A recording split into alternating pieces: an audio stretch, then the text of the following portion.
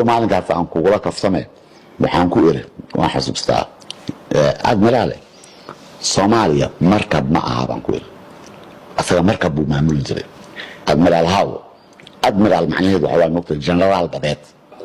ya generaalka dhulka generaal leeyahay markii uu dhacay khilaafkii ku saabsanaa generaal Aydid iyo Mareykanka wuxuu ahaa haddana nasiib darro kale oo dhacday waxaa la isku qabtay waxaa la arkay inay ciidamada Mareykanka aysan u soconin oo kaliya samafale ay siyaasad sameynayeen iyo maamulo waxay bilaabeen inay sameeyaan golayaasha deegaanka gobolka Banaadir jamaacaddii uu diiday marka ninka golayaasha deegaanka loo sameeyay waa aniga buu yiri ana la inqilaabayaan dagaalka dadka aad uma ogee meeshaas uu ka bilowday humanitarian uma aydan soconin siyaasad baa u socoteen maxaa dalkayga idin geestay maamul inaad u samaysaan ilaan waxaan isku ogeyn inaad samafal u timaadeen saasa khilaaf ka dhashay markii la arkay marka nin dadkiisa dhex jooga waa dhibadii la soo qabtay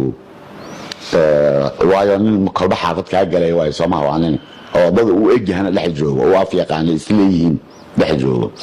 waa lagu rafaaday maalinka ay soo saarayaan ultimatumka in lacag biloobin xisaab madaxda saaray iyo waxaasi waan la joogaa aniga admiraal hawo waxaan ku yiri this is wrong waxaan waa khalad wax shaqeeyana ma aha oo ninka qofka soo qabta meesha joog soo sheegay lacag baa la siinay war qofku soo sheegay meesha islaan mata qofna ku imaamayso adigana afka iska xumeyn dadkan ha sii fogeynin waayo waxaad u baahan tahay dadka inaad la hadasho oo uma baahnin dadka inaad hanmido marka wax badan oo waxa jiray walow maalinkaas aan kugula kafsamay waxaan ku iri waan xasuustaa admiraale Soomaaliya markab ma aha baan ku iri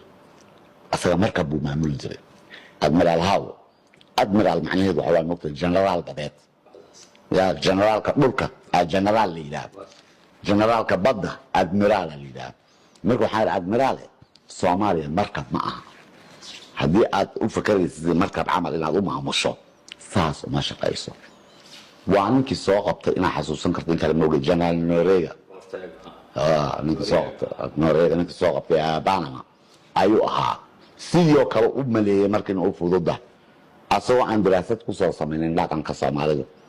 iyo sida ay yihiin hatta cid aan General Aydid jeclayn ayaa difaacaysay oo inuu gaal qaata ka sii ximeed نجحت قفقاق الصوماليات مركب